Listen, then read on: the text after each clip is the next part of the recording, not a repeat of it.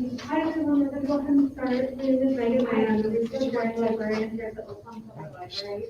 And I'm also the on the board of directors for Pathlights. So And of course, more information at the beginning of the pages. Thank you so much.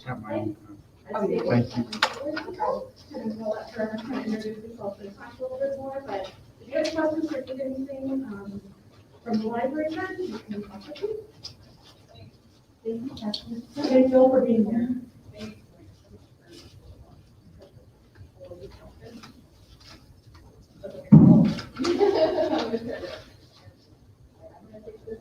Just so that you guys can hear me better, if that's okay. Hello, everybody. How are ya?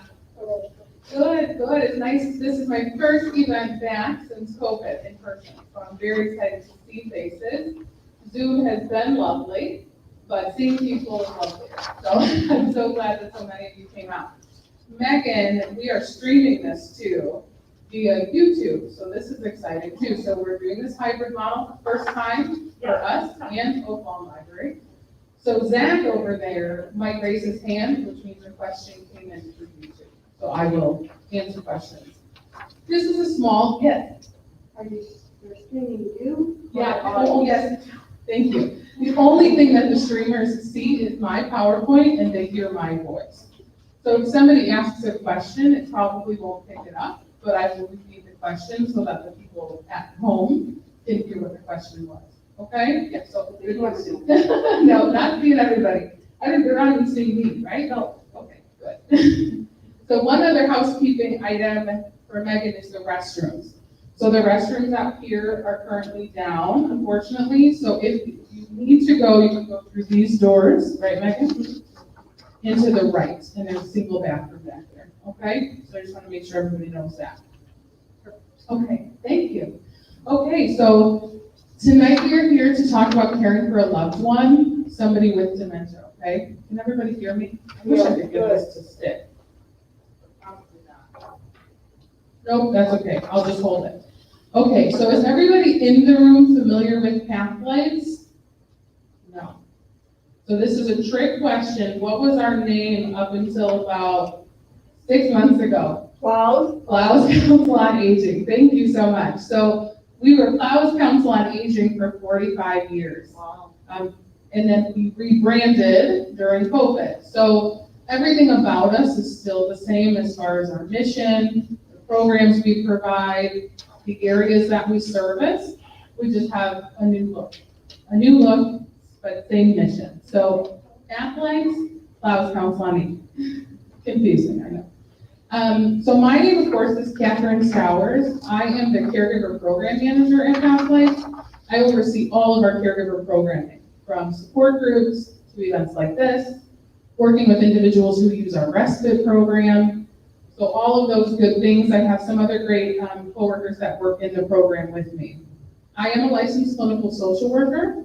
I actually was a student at Pathlights back in the day of Plows Council on Aging. I was getting my master's degree in gerontology, social work from the Loyola University of Chicago. And then I was a student and I haven't left since. So I've been with them since 2014.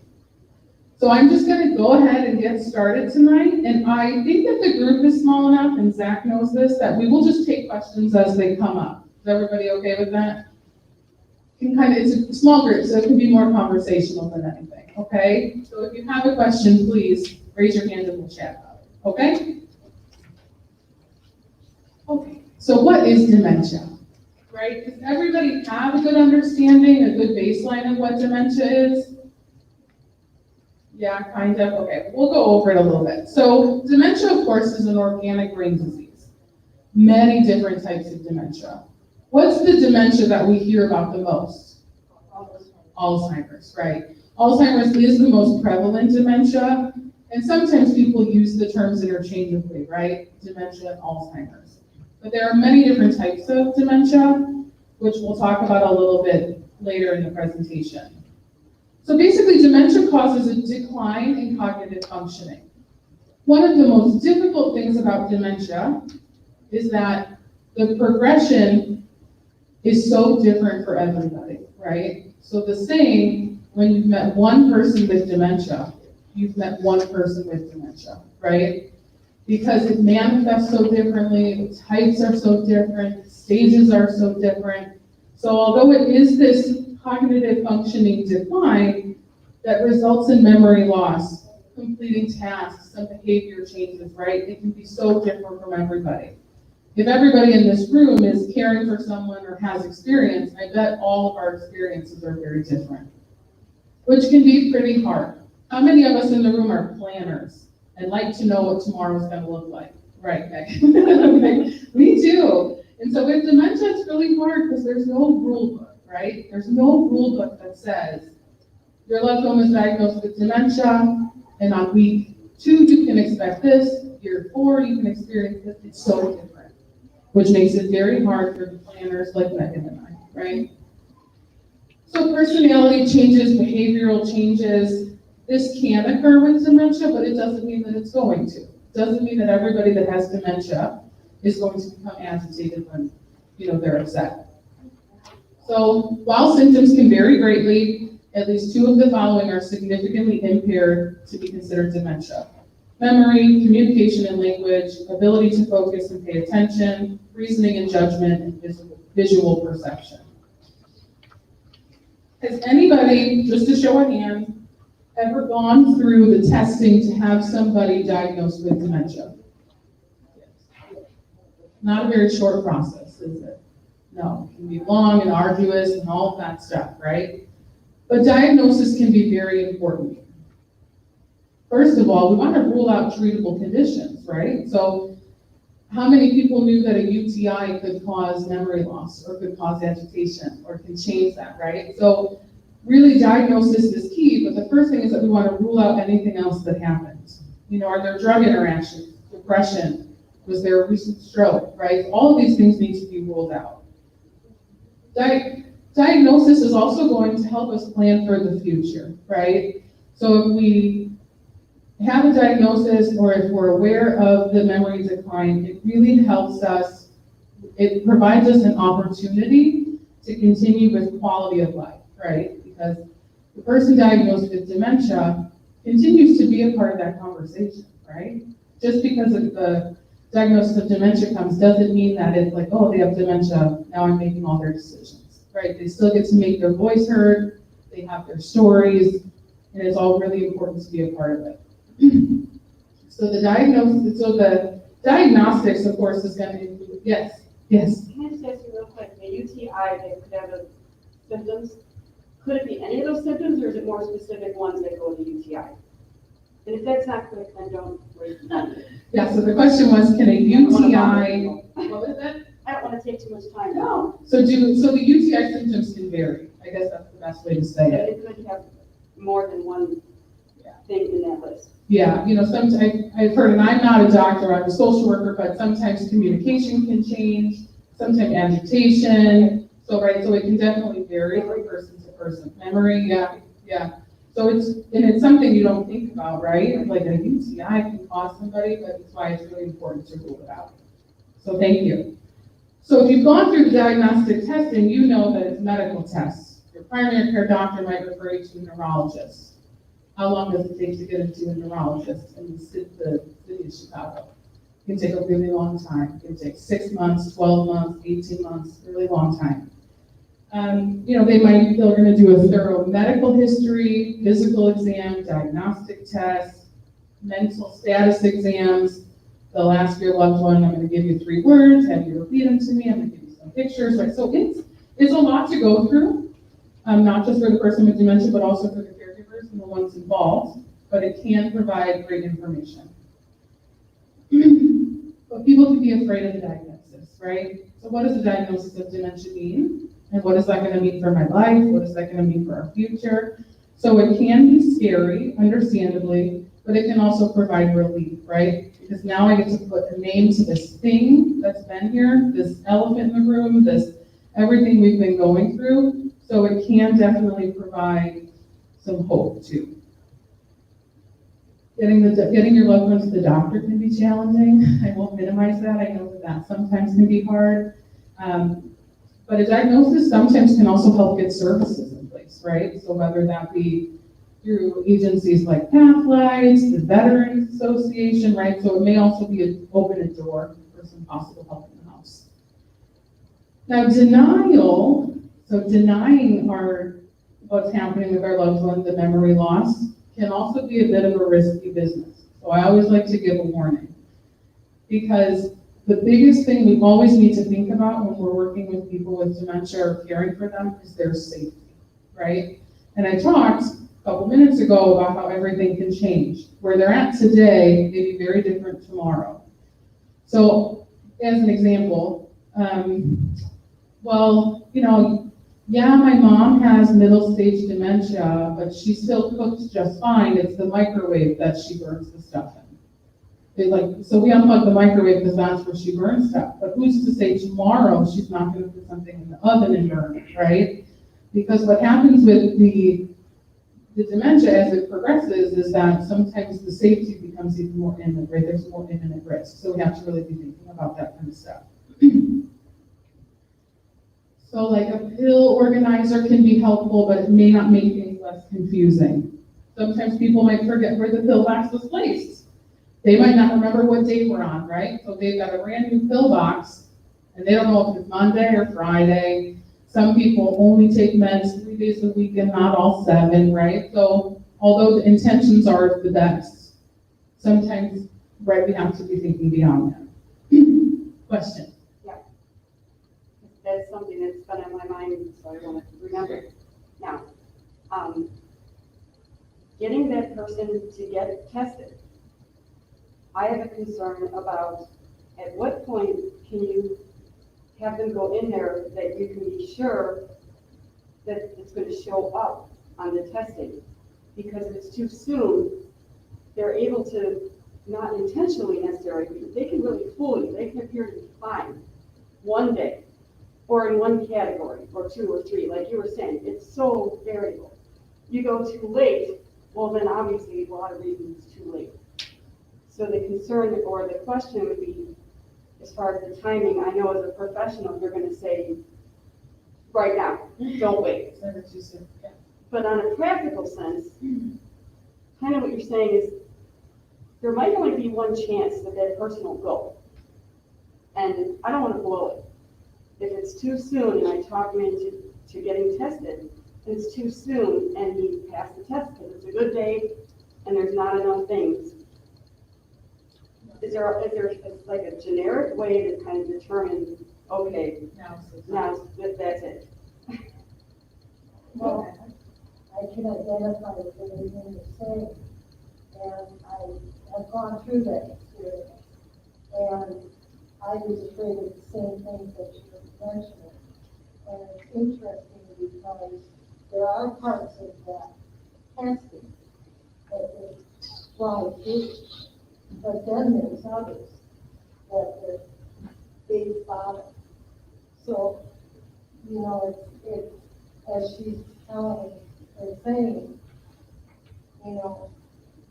they may be at this plateau today, but next week, not so much. Well, I especially see patterns where the everyday is one thing, but when they know they're being observed with other people, whatever, all the focus and energy goes on doing the right thing. Right. And all the energy goes into that.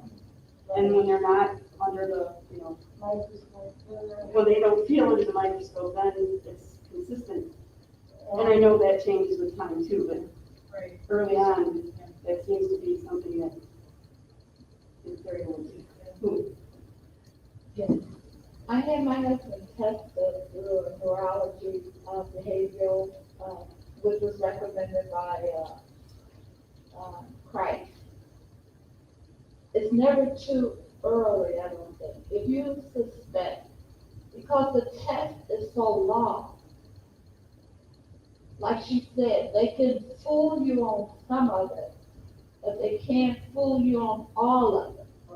So the sooner you get them tested, they can give you some kind of diagnosis, because the test is too long for them. Because my husband was the same way, and my husband is the same way now. He'll pull all his energy when he knows someone is watching him, but they can't hold this for for loss. So it's easier for you to get them tested. And when they do it, and it takes so long, they can't sustain it. And the person who's given the test understands that. And then what goes along with that, Well, the first line of action is really seeing your primary care doctor, right? So if you're gonna need a referral to a neurologist or any of this testing, the first place to go is your primary care doctor.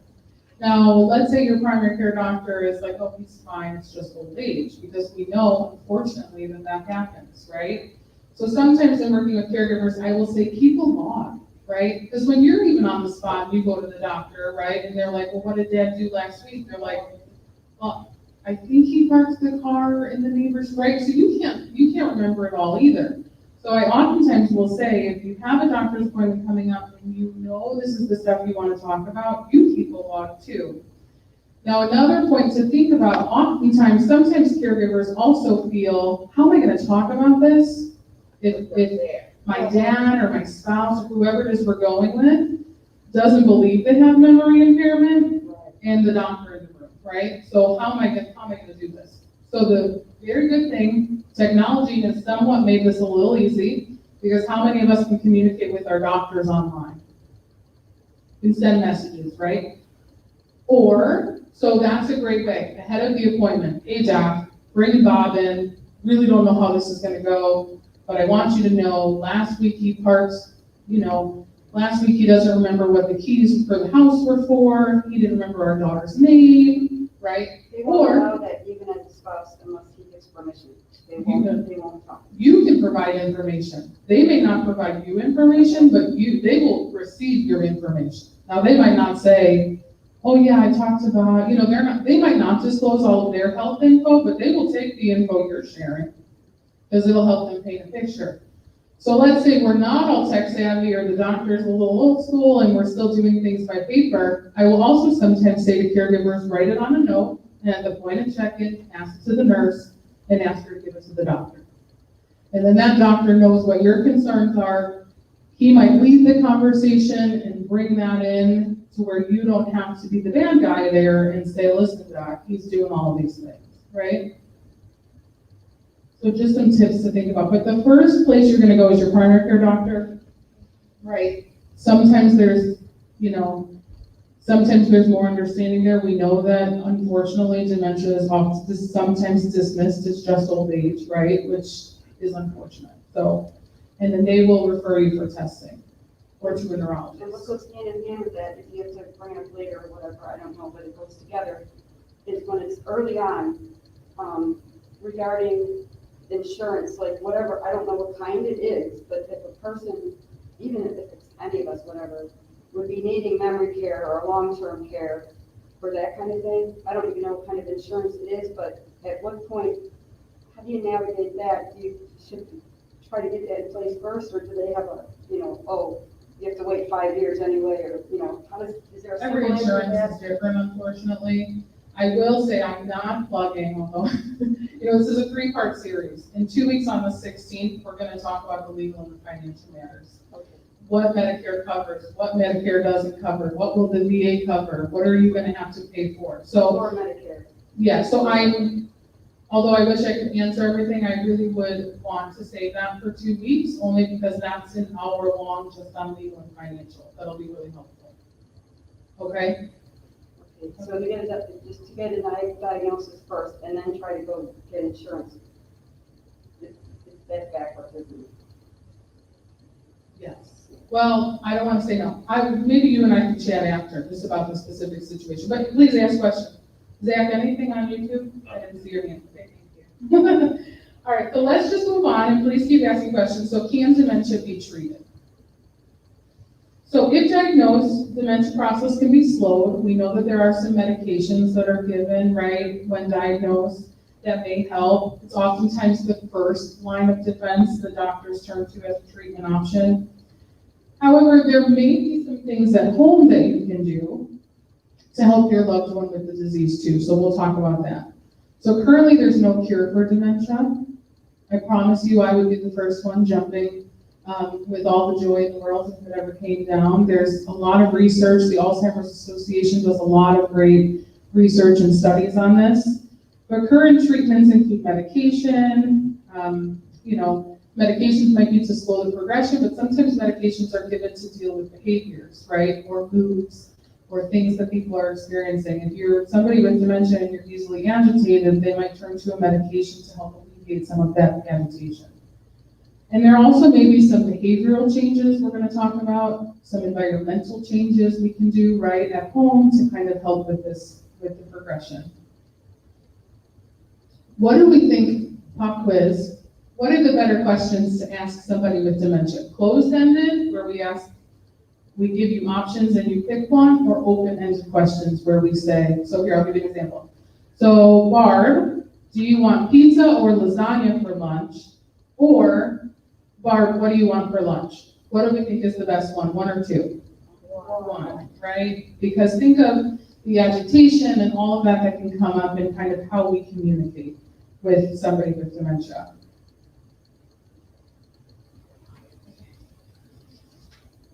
Which I'm going to talk about a little bit more because so many of you, I'm sure, in this room are experiencing this and are living through this. I didn't share this, I often share this, so I do this line of work, but I've also had 2 grandparents that have suffered from dementia. And so this is very personal to me, so sometimes I will share personal experiences too, and I will share those with you as they come up. But so much of the responding to the disease becomes whose responsibility. So who has to adapt in this relationship? You as the caregiver or the person with the disease? The caregiver, right? So much of this is going to be on the caregiver to adapt and to the changes and how we respond. Because unfortunately, somebody with dementia can lose that capacity to be able to adapt, right? Or to change. So what can be expected with dementia? Unfortunately, as I said, it's different for everybody. Some people will decline rapidly, some will decline slowly, 3 years, 20 years, right? It can take a really long time. So for people like Meghan and I, when we're planners, this is really, really hard, right? Do we have enough money to do this at home? Do I have enough money for my loved one to go into a facility? Do I feel strong enough to do this? The physical toll on caregivers, the emotional toll, right? The last session, God, I'm plugging this stuff, is really coming back and talking about taking care of yourselves as caregivers. Because if you're not taking care of yourselves, it's the best gift you can give to your care partner, taking care of yourself.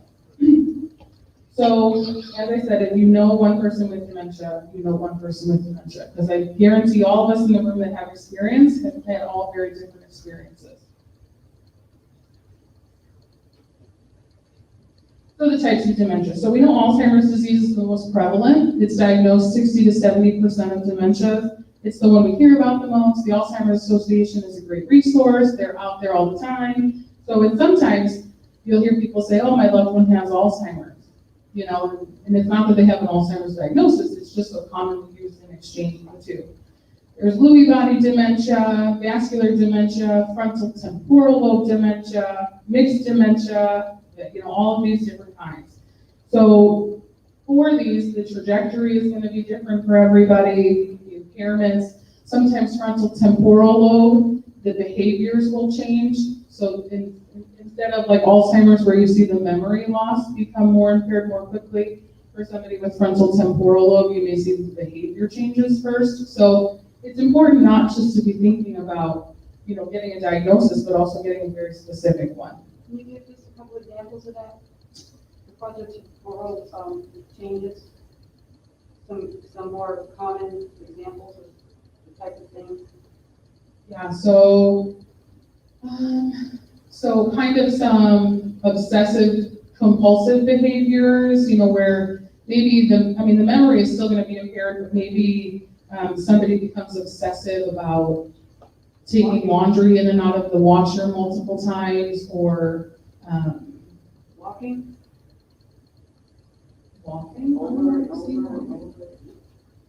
Yeah, so it's really important. The frontal temporal lobe actually affects people at a younger age. So like 40 and up, so you'll see FTD for short, oftentimes is sometimes diagnosed in younger populations with dementia. It's about 1 to 5% of dementias though, so it's much smaller, of course, than Alzheimer's, right? The group of people that are diagnosed.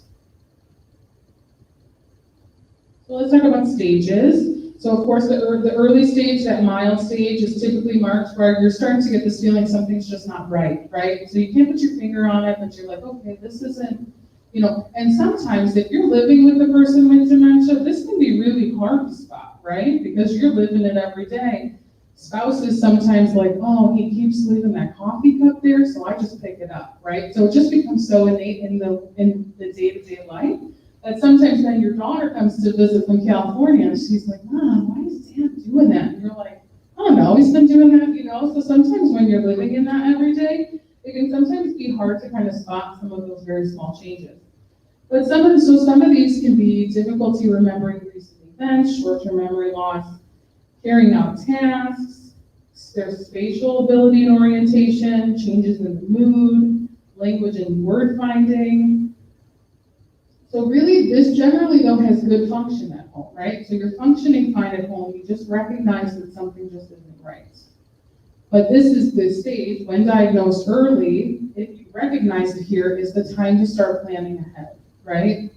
So what is this gonna look like? I got a diagnosis now or I don't, but I have a feeling the diagnosis is coming. And this stage is a great opportunity to kind of start talking about planning. Care, what is that gonna look like? If you're a veteran, do you need to get into the VA system? Do you need to call places like Pathlights? Where are our finances at? We have nothing legally set up, right? So this is the time to kind of start thinking about it. So in the middle stage, the impairments seen in the early stages become more recognizable, right? So people might not wear proper attire, right? So it was really warm out last week, and maybe they're in like long johns and the long shirts. Maybe they're having more difficulty dressing, they're putting pants on backwards. Incontinence may become an issue in this stage. Bathing, the difficulties with bathing may become an issue. Sometimes, not all, because everybody with dementia, sometimes this is where hallucinations may become more apparent in the stage. Delusions may become more persistent. They think somebody is stealing from them.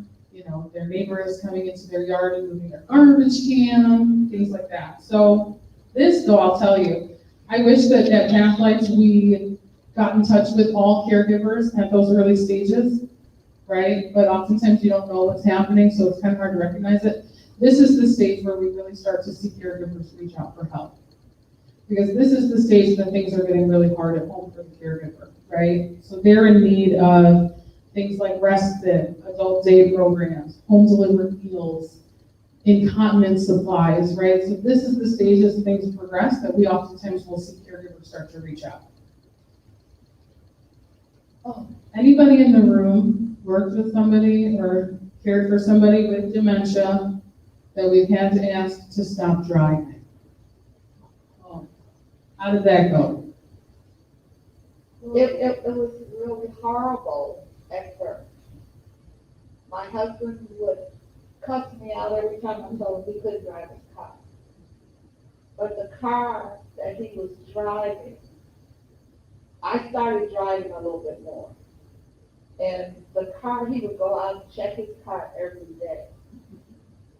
I got the car moved out of the garage, and he doesn't remember. He hasn't mentioned the car since it's been gone. But before then, so I thank the Lord for that, because he has not mentioned that car. Once it was there, he could see it. There was all kind of problems. But once I drove it out of there, he hasn't mentioned it since. Out of sight, out of mind. Yeah, that's exactly it. That's exactly it. Is that a classic thing, out of sight, out of mind? Well, in our situation, and I hate to say it was, in your case, a blessing, in our case, it was a blessing, but not so much in terms of he's having some eye difficulties. I'm talking, he's needing surgery and that sort of thing. So now, of course, he blames that on on why he doesn't drive. You know, somebody asks him, That's okay, "Oh, whatever I'm works." driving." And you are like, Whatever works. yeah. Actually, we were fortunate because, my mother, who's 92 now, when she got to be 86-ish, she told us that she shouldn't be driving anymore. So it was not a problem. Yes. She right away gave up the keys when she knew, and I said, well, is it because you're not comfortable getting out of the car? Does your leg or hip hurt you? No, I just don't think I should drive anymore. And she wasn't getting lost. I mean, she didn't drive a lot of places, but there was no, occurrences. But she was the one that, came forth. And even with her memory, she would say, my memory is terrible. She knew what was happening to her before I think I wanted to accept it, but she knew. And when she said to me, I'm fearful of what I'm doing, then I knew it was time to do something and give her more attention and care. So There's a power in her acceptance, right? I mean, really like reaching out for help and owning that and saying, I want to, I need help. There's really a power there. She always asks for help. Yeah, that's great. That's great. Barb, you too? Oh, yeah. Well, Yeah.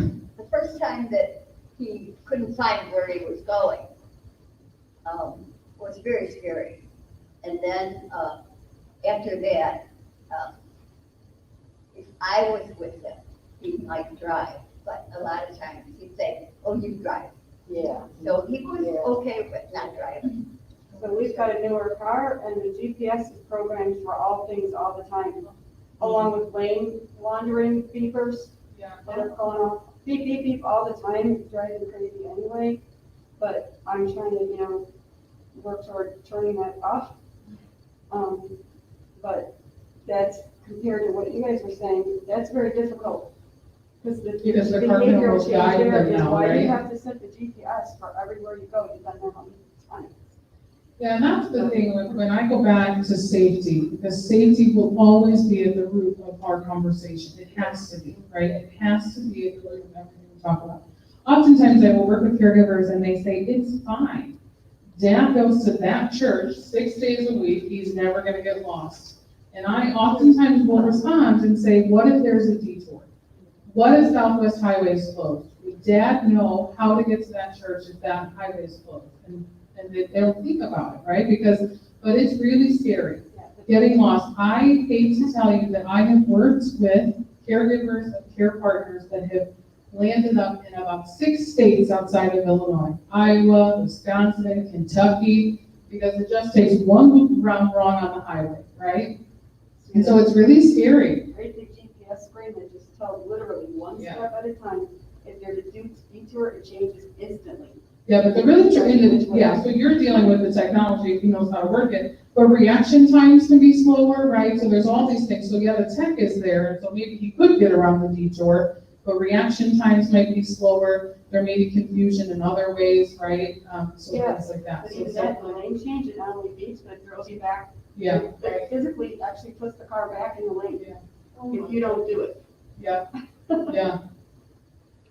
it's definitely difficult. So as you've learned, you sometimes are like out of sight, out of mind. I have to sell the car. We have to put it in the garage. We have to tell them it's broken down. Sometimes, how many times have we had to tell little white lies to the people we're caring for the best reasons, right? It's not that we are, maybe lie is a bad word, but sometimes we have to do what's just best in for their best interest to keep them safe. So this is the stage where wandering becomes an issue too for some, not everybody, but 6 out of 10 people with dementia may wander. In the middle stages though, this is really, so I said a lot of this comes down to caregivers. At these stages, most likely people with dementia should not be being left alone because of all the risks. I oftentimes, so one of the really important things I like to talk about here though, and if I can impart one piece of knowledge today, if you are living with somebody with dementia, please reach out to your local law enforcement, fire departments, first responders, and notify them that someone in that home is living with dementia. Also, a lot of them will accept a picture. This is really good for a couple of reasons. So if somebody wanders, are you gonna be thinking about finding the most recent picture of Joe? Probably not. So you're planning ahead. But also, let's not even say it's a wandering instance. Let's say that it's a fall. That is really good information for first responders to have walking into your home. Somebody lives in that home with dementia, so hopefully that they're gonna respond accordingly. So you really can reach out to your local first responders and they will walk you through that. Cook County has a system if you're an unincorporated Cook, so there's all these different options, but please reach out to them. You know, in the state of Illinois, there's like a silver search, like the Amber Alert kind of system, right? So all of this stuff can be alerted, and how nice is it if they have the information up front, right? Because you're not going to want to be thinking about getting them there, God forbid it ever happens. One of the really important things that I always like to talk about with caregivers is the feelings of the care partners through all of this, right? So when I think about somebody wandering, let's say they're home alone, you went to the store, and they're trying to find you. Think about what they must be feeling in that moment. How scared they must feel, how worried about you they might be because they don't remember that you told them that they were going to the store. So the experience for them may be based in this fear, in this anxiety that they're alone, right? And so this really gets to the point in these stages, like I said, that this is the point where people really shouldn't be left alone. You know, oftentimes I've worked with a few caregivers who say, you know, I just leave for 45 minutes, I run to Jewel, and he calls me like 30 times, and it's like, why is he calling you 30 times? And he oftentimes will say, because think about how scared he must be, right? So yeah, it feels like an inconvenience for you, but think about how scared he must be in that moment. So this is the stage where really conversations about leaving people alone because of the safety, right? So in the late stages of the disease is oftentimes where full care will be necessary. Total care and dependence, you know, physical dependence, loss of mobility, feeding issues may become apparent, loss of bladder and bowel functions, palliative care an option, is hospice an option as it progresses. One of the really tricky parts about stages is that you kind of don't know when you're going into the next one, right? So you're like in this today, and tomorrow you feel like things are changing, and you don't even know that you've gotten to the late stages, or you don't know you've gone from the first, you know, the beginning to the middle, and so that's really tricky, you know, for somebody that is thinking ahead. So the late to severe stages of Alzheimer's disease and related disorders. So can we accept the diagnosis, right? So there's power and acceptance if we can get there. This is where, you know, throughout this disease in the world of caregivers, as many of you are living, you're advocates, right? For your loved ones, you are constantly advocating on their best behalf and what's best for them.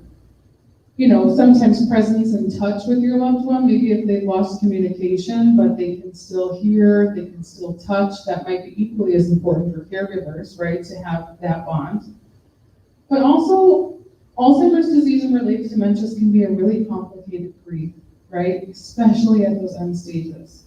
Because you're at this point where you have watched your loved one suffer beautifully for a really long time, and you don't want to lose them. But sometimes that's complicated by the fact that you want their suffering to end, right? And so this is a time where that grief can get very complicated for caregivers.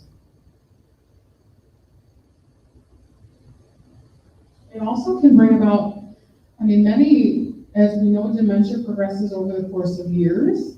So that has been your significant role for how many years? You have been this person's caregiver for so long, and now, you know, at the time of passing, that's no longer there. So what does that mean for you? That's a loss, right? Of a role for you, and not just a relationship, but also that bond. So let's talk about tricky areas for caregivers. So I'm gonna go through them as quick as I can. We can talk about some, we can stop at some if they're specifics, because there's a lot of them. So not all people with dementia will have all of these issues, right? I've worked with caregivers who have never, care partners who have never become incontinent with dementia. I've worked with care partners who never wander. Some are still doing their own bathing, right? So it's very important to say that this isn't a list that you're all gonna check off in your caregiving journey. And as caregivers, we all have a different tolerance for each of these, right? So we sometimes will work with caregivers who are fine until the incontinence thing becomes an issue, right? That might cross a boundary for some. Or they're fine until their loved one stops bathing, right? Or they've managed all of these things, but the fact that he won't stop following me around this house and like not giving me a minute to breathe, you know that one? You know, so everybody's gonna have a different threshold for each of these areas. But no matter how impaired somebody with dementia is, remember that the person has a history, values, personhood, a story you've been a part of probably for a really long time. So their autonomy, remembering them through all of this is vitally important.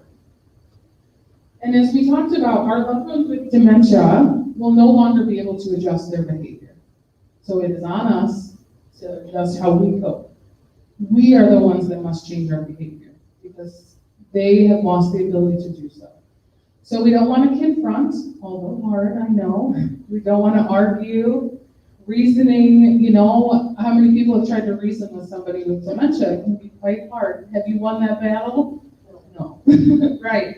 You know, so agreeing, deferring, redirecting, becoming a co-conspirator, being a partner through all of this, right? So this is all really important.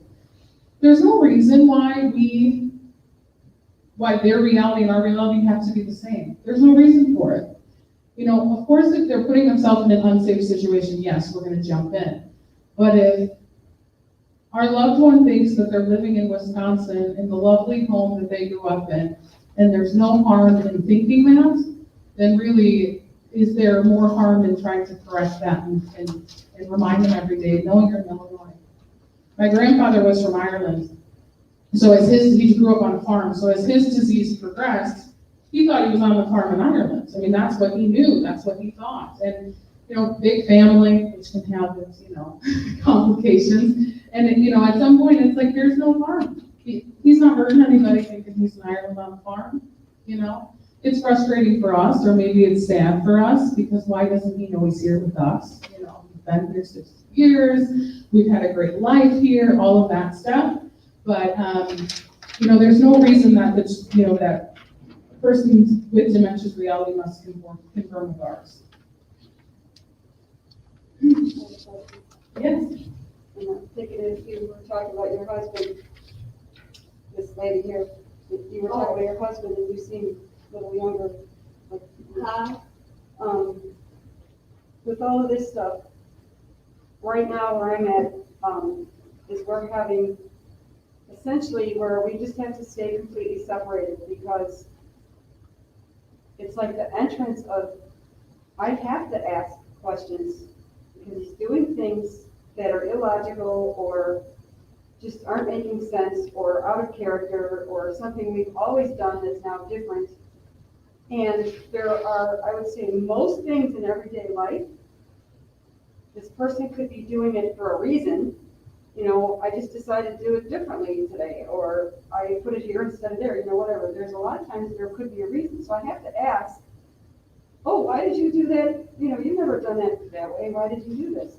Because I'm also trying to actively see for myself or prove to myself that, yeah, this really is happening. There's a loss, like when you're talking about loss, there's definitely a loss of this person is not who he was before, whatever the reason. But secondly, there's a loss of relationship because he gets very angry when I ask these questions, but they're real questions that I have to ask. Yeah. Like if he's drinking milk every single day, like the diet keeps changing. And I'm just trying to figure out, is this just because you're testing different things, or did you actually forget, or do you don't like milk anymore, whatever? I'll ask the question. Yeah, no. I'm not laughing at you, but how is that working? How is that working? Well, that's where this comes in is more and more, I'm more convinced that, like I said about being alone, how that's working is, it's always responded with either you don't trust me or you always have to be right. You always have to be right. This has nothing to do with me being right. I just had a question. So as long as I don't speak to him, because there's also a paranoia there. And it's working now because I had to take a break because my emotional, it's like he gets on a track, he can't stop until he crushes me. Yeah. So, And here, I would so say, it's temporarily to protect myself from an emotional breakdown, is we just have to stay separate, and I try to think of nice compliments or whatever, but it's not helping with navigating the yeah, current it's the situation. what we're doing communication though, next. right? So I agree. I think that everything, there's a reason behind the behaviors, right? Like I said, is somebody wandering to wander, or are they wandering because they feel Oh, yeah, there was lost, right? Derek with Friday, But- why did you go, I saw you went. But he may not be able to respond to your questions. Yeah. So we become detectives, right? So it'll come up at some point when I talk about like people misplacing personal items. You might say, Bob, where are the keys? Bob, where are the keys? And you're not gonna get that. But if you become a detective, you start to follow Bob around and be like, we opened that drawer 6 times today. I wonder if that's a good place where the keys are, right? Because it's the communication that might be an issue. There's very much a reason for the behaviors, but I don't know if you'll get that communicated back to you, answering a question.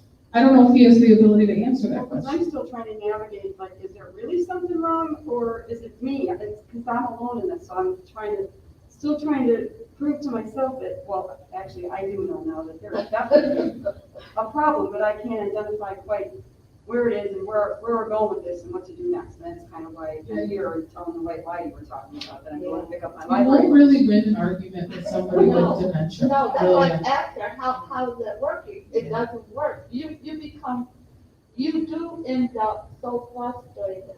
Mhm. And then you become depressed because you can't change the situation. I keep So what thinking they're of giving an saying is answer about that makes sense. agreeing and deferring, that is so true for you as a caregiver, because you're not gonna get the answers that you think you want or that you feel you need. So you're gonna have to do it, whereas you won't be frustrated and you won't leave them alone or separate yourself. I guess what I'm saying is most of it is Yeah. things that I actually do have to know. It's stuff about our finances, or stuff about our kids, or stuff about, it's big life things that I need an answer. And if I just do it myself without him, then he's, first of all, it's frustrating for him, but it's, Yeah. I And mean, we can chat after too, input, so, specifically but to your that's- situation. Yeah, but Makes it's really sense hard as because far I as- don't know him, nor am I a doctor. I don't diagnose anybody with dementia, but I don't know if he can communicate in response to those answers. Because sometimes that's lost with somebody with dementia. Impaired judgment, the ability to reason, Reasoning. communication, that may all be a part of the disease. And what I keep calling is like from here to there, like thinking the Right. process from here to there, anticipating next thing, so. Right. Like, Yeah, why, yeah, it's difficult. you were gonna cut the grass tonight, why didn't you cut the grass tonight? Well, there might be a good valid reason, and that's why I have to ask, there could be a good reason, but it could be because, yeah, an hour ago, I was gonna cut the grass, but then I forgot all about it. Yeah. So that's why I asked, to give him a chance to tell me. Yeah, we'll chat. He's like, not gonna remember that he. Yeah, we can chat. I want to They're be not gonna remember it, or they always have a reason, but it's not a valid reason. Try not asking. Right, so it's not, okay, you It's always didn't cut it today, maybe tomorrow, Yeah. and that's how you have to go, otherwise, you might be that statistic. And I'm very real, I just I'm wondered very why you real. cut the grass tonight, kind of thing. Yeah, I'm very real about being. It's called my room here. I forgot. We walk there, You have to take care of every yourself. Yeah, and we have to get really creative with how we bring things up and what we do and how we do it gently. We want to speak clearly, use smaller words, right? All of this stuff. And not all, so much of this is on you guys as the caregivers. I think most of this is just still trying to convince myself 100 Yeah. times over there. And admitting and facing there really is something wrong. Right. And I keep trying to convince myself, maybe there isn't. But then these things happen, I say that there really is, and then I'm like, well, where do I turn? What do I do? Yeah, and, to the point, like, sometimes our reactions are bad for us and they're bad for them, because now if we've reacted negatively, they might have a negative reaction, and now that whole situation could kind of catastrophize, right? So we want to avoid that too. So Yeah, we can chat more a little bit after. I haven't looked at you. No, okay, I'm sorry. I just wrote something at me, so I'm good. All right, so let's kind of walk through, I'll have to go through these pretty quick, but just kind of talking about different behaviors. I can go slower through any of these, but how do we cope with household accidents, right? So one of the first things we do is we reduce the clutter. We need clear pathways. I can't tell you how many times I walk into people's homes that are on walkers or rollators and there's rugs. Please move them, they are a tripping hazard. Remove fire hazards. Sometimes I've had caregivers have to turn off the stove because mom doesn't remember she forgets stuff in the stove. And sometimes that means we just have to turn off the stove. Securing windows, removing dangerous household chemicals. This is where things can get really tricky because, like I said, as the disease progresses, if mom cooked fine in the stove today, that doesn't mean she's going to cook fine in the stove tomorrow, and that can be a problem that happens once and is a major problem, right? So we have to really start to alter dangers, to protect against us. Sometimes, emergency home response can be brought up at this, if somebody's living alone, but one of the really important things with the life alert button is that as the disease progresses, somebody may forget how to use that, right? So although, yeah, sometimes they'll put that in place, like in those early stages, dad's living alone and, I'm just gonna give him the life alert in case he falls, but as the disease progresses, that is not a substitute for care, or he may forget to use that. Oh, is that those slides that are off? I'm sorry. So poor appetite, so alter a person's diet to fit their nutritional needs. One of the really interesting things, try using meals that only require the use of one utensil. Sometimes we have to get okay that we just eat with our hands, right? Because if that's the way that they're gonna, get food in their system, again, we as caregivers may have to just accept that. It becomes a slippery slope if we still go out to eat, right? Because what are we gonna do if he doesn't use a fork? That gets a little, it can bring a little bit of feelings for the caregiver. But sometimes they say using different colored plates might be helpful. Very easy to use utensils. Serve meals to your loved ones when they have enough time, because we know that eating can become more time consuming as the disease progresses. So if you've got to go somewhere in 20 minutes and you're hoping they're going to be done in 20 minutes, that may not happen. What does that do? That makes you agitated because you're not going in 20 minutes. Sometimes we have to change our schedules, right, to meet their needs. So, serving small meals, yeah. So if they want to, if they continually want to eat often, or they forget that they just ate, sometimes we have to then serve smaller meals, have healthier snacks, child-proof the cabinets, child-proof the fridge. I mean, sometimes this stuff has to happen. So this is really important. If you're noticing a major change with somebody's appetite, it's really important to talk with the doctor, though, too. I always want to say that. Any of the medical changes you notice, really talk to the doctor, because it could be in response to some side effects from medications and things like that. So that's really important to do. So hygiene, bathing, and grooming. How difficult can this be? Anybody have difficulties with this one? Not yet? Good, a little bit. So I oftentimes will say, so if you think about going into the shower, what do you think one of the biggest fears of people in the shower is? Falling, right? So we've talked about how there might be a reason for all of these behaviors, even if they can't voice that to you. So it could be that there's a very real fear of falling, right? So are there ways for us to adjust the bathroom situation to help with that? So non-slip surfaces, maybe we have to use a bath bench or a transfer bench. Sometimes people with dementia can't regulate temperature, so we may have to do that because we don't want them to put the shower on too hot, right? So sometimes this stuff changes, and we should be there really to help with the process. This can be, of course, the most time-consuming task, right? Getting somebody to take a bath, the grooming, the hygiene. Sometimes this is where people, hire care. They hire bath-only services because they feel like it's best if somebody else comes in to do it. And not rushing is very important.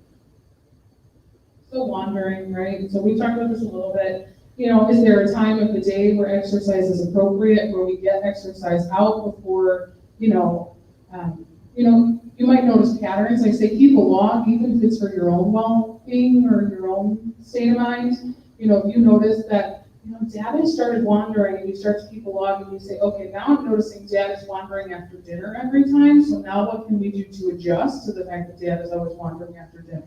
So do we have to walk together as a couple? Do we have to do other exercise activities? Sometimes people do have to place a lock on the door. Sometimes there's, you know, if you have somebody that gets up in the middle of the night, there's mats you can put at the bottom of their feet where their feet would hit as an alarm, right? Because maybe you're a heavy sleeper. So there might be a mat you can put on the floor, especially if somebody's getting up at night. What does try placing a black door mat in front of the door? Yeah, so sometimes people with dementia where they have spatial, right? So their vision and spatial, there might be a visual and a spatial decline. They may see a black mat and think it's not something to step on, right? As like, I don't want to say a hole, but it might be something to them that they can't tell what it is, so they might not step over it. That won't work for everybody, but people that you see spatial decline at night. Simple door covers. We talked about notifying your, you know, first responders, keep a recent picture.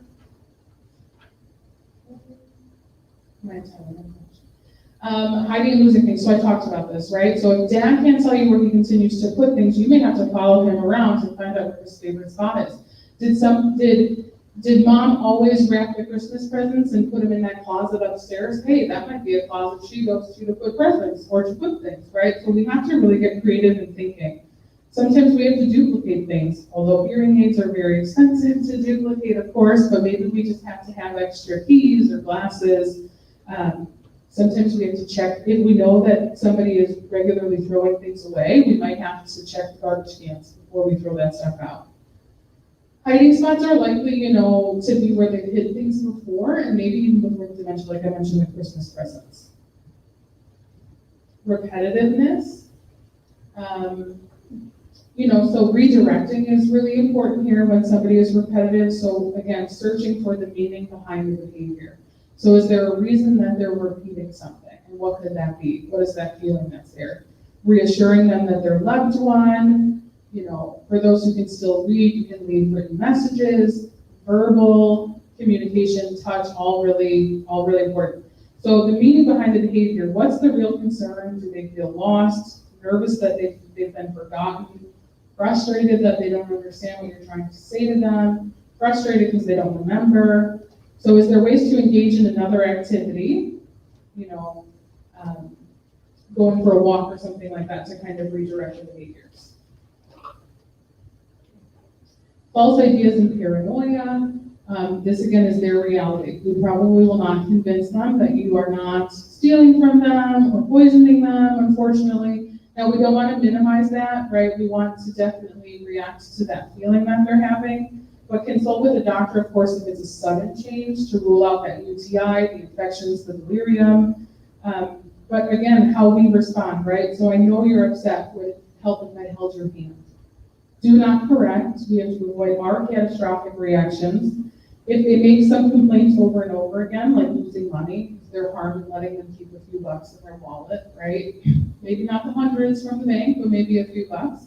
But you don't have to buy into their reality, but we have to identify that it is their reality, right? And we have to respond with empathy. Relinquishing driving, which we talked about a lot, so for the sake of time, I'll skip through. Sexual inappropriateness, sometimes this does happen with people with dementia.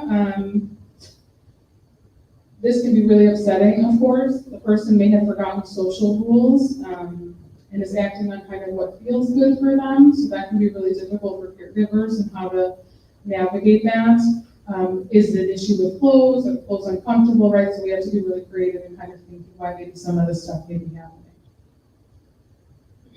And shadowing. So how many times people are being followed around? So is it the noise? Is it activity, clutter? Can we substitute our presence with a pet?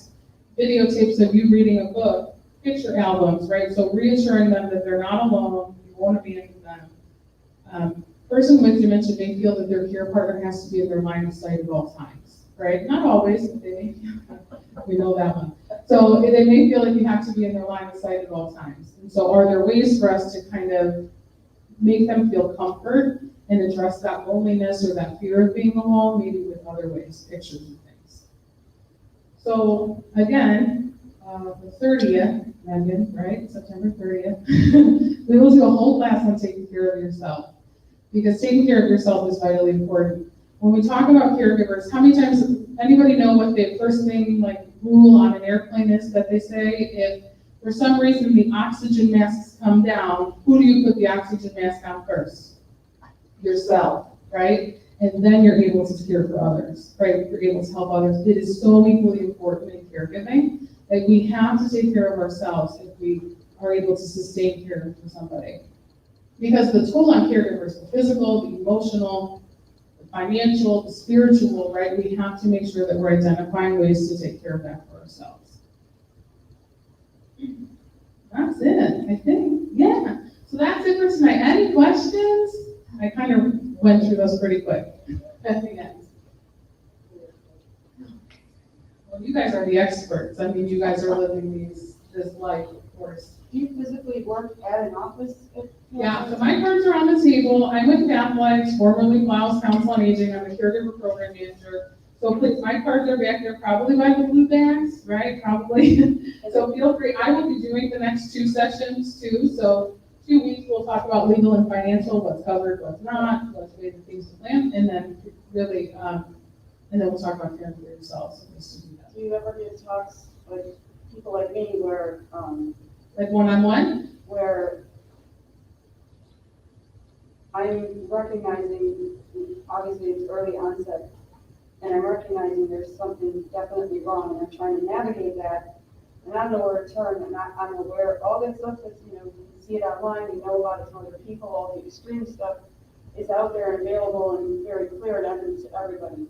The biggest thing with me is not only my boss of, he's definitely something's different, and the frustration and anger that keeps getting redirected is my fault, which I'm recognizing. I'm trying not to take it personally, but it's still incredibly isolating and becomes a very lonely, desperately lonely place. And as he's more and more not wanting to be with other people, and other people are, you know, I'm getting more and more isolated that way.